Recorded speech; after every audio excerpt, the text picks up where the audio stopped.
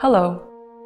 Durdi Bayramov Art Foundation and Turkmen Museum of Fine Arts are happy to announce that we're in the final stages of preparing the release of our new publication, Durdi Bayramov, from the collection of Turkmen Museum of Fine Arts.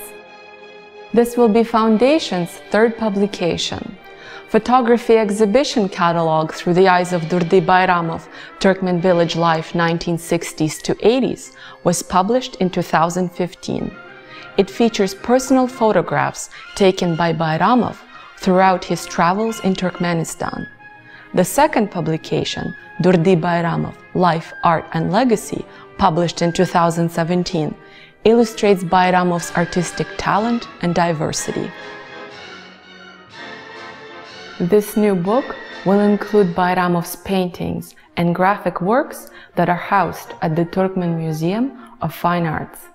In total, it will feature 260 of his works.